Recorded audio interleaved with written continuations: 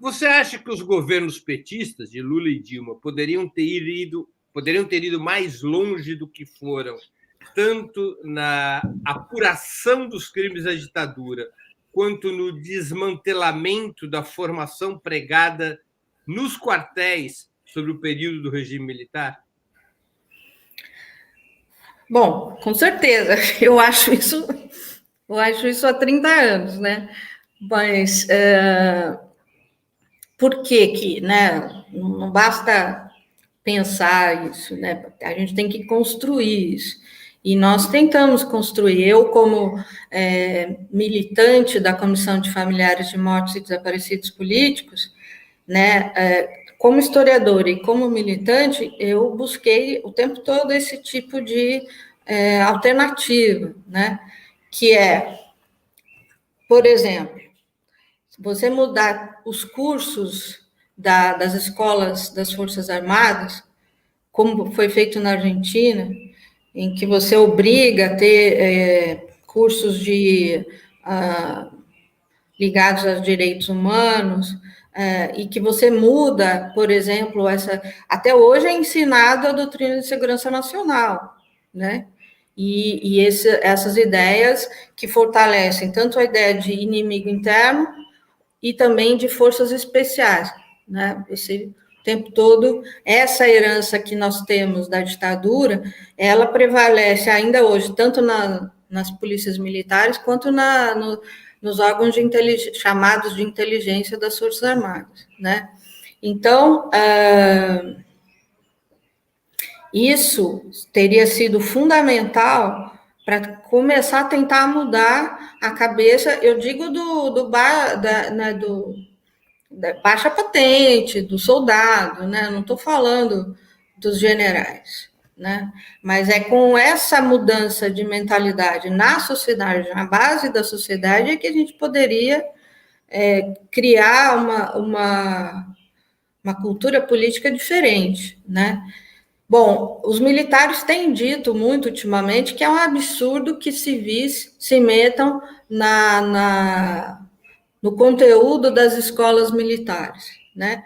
Bom, é exatamente o contrário, né? Se o Ministério da Educação interfere no conteúdo do que é ensinado nas universidades, nas escolas, do ensino médio, básico, fundamental, por que não também interferir no ensino militar? Quer dizer, é um total absurdo, né? Os militares ainda em 2020,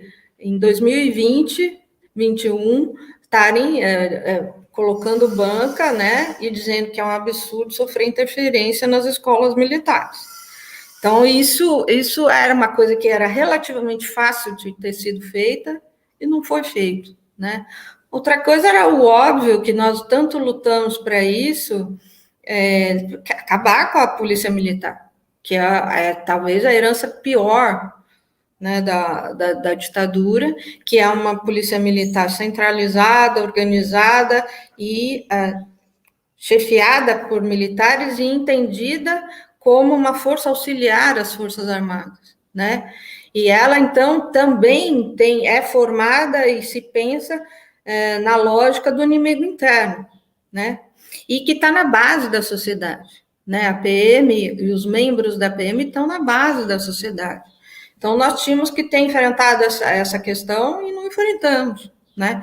E ela é uma fonte se não a principal, uma das principais para permanência da tortura ou ampliação, né, daquela tortura que foi institucionalizada na ditadura e que vem só aumentando ao longo do tempo, nessa violência contra as populações periféricas ou marginalizadas, né, que sempre foram torturadas, foram vítimas de repressão policial, mas que com o aprofundamento, a institucionalização e o aprofundamento desse tipo de prática durante a ditadura, isso se tornou uma herança muito pesada da ditadura, e que a gente não enfrentou. Então, assim, essas duas coisas eram relativamente fáceis de empreender, né?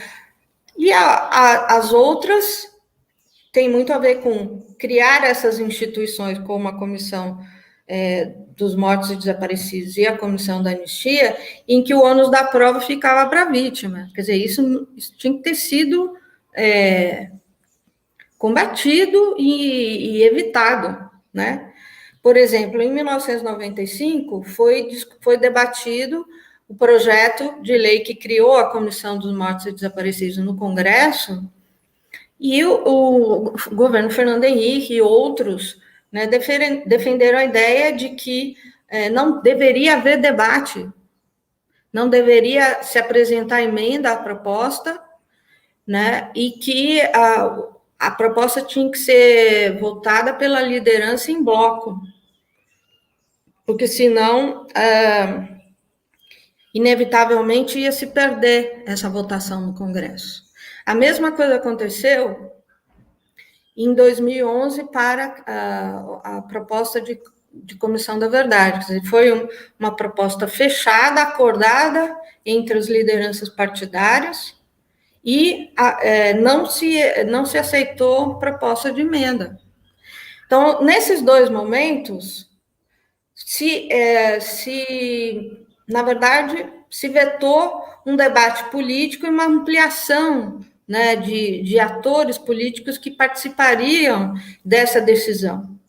Então, assim, toda vez que a gente vai discutir alguma medida, alguma lei, né, enfim, a própria ADPF no Supremo Tribunal Federal, né, que foi discutir se a lei da anistia de 79 era constitucional de acordo com a Constituinte de 1988, todas essas discussões ficam na elite, né, do Congresso, do Poder Judiciário, do Ministério Público, e poucas vezes a gente teve oportunidade de discutir isso com a população de forma ampla, detida, né, com tempo. Então, o resultado disso, muitas vezes, por exemplo, meus alunos de 18, 20 anos, eles dizem que não tiveram aula de ditadura na escola. Nós que estudamos no período ditatorial, acho até compreensível não ter aula de ditadura. Agora, 30 anos de democracia e os alunos continuam não tendo aula de ditadura, não sabem o que aconteceu na ditadura, aí fica difícil, né? Fica difícil. Então, assim, efetivar uma política educacional voltada para isso também é uma coisa relativamente fácil. Tudo bem que tem o problema da correlação de forças, mas dá para contornar muitas dessas coisas. Talvez não desse para contornar as votações no Congresso, mas eu sou do tipo que acho que prefiro perder, mas perder lutando, né? Não perder de antemão porque nem quis travar o debate. Desistiu de travar o debate porque já sabe que vai perder a votação no Congresso, né? Eu sou dessa opinião. Então, assim, de qualquer forma, se tivesse ocorrido uma ou duas vezes, tudo bem, mas não. Foi uma sequência enorme de processos de diversos tipos, em que toda vez que havia uma política de reparação ou ligada à memória da ditadura, ela foi muito, ela vinha do Estado, né? E o Estado sempre controlando muito todas as iniciativas. E aí não é possível. Isso aí não. Quando você quer manter a hegemonia do Estado sobre esse tipo de coisa, que tem que ser muito plural, esse tipo de debate tem que ser muito plural e tem que ser mais amplo, atingindo um maior número de pessoas e grupos sociais possíveis.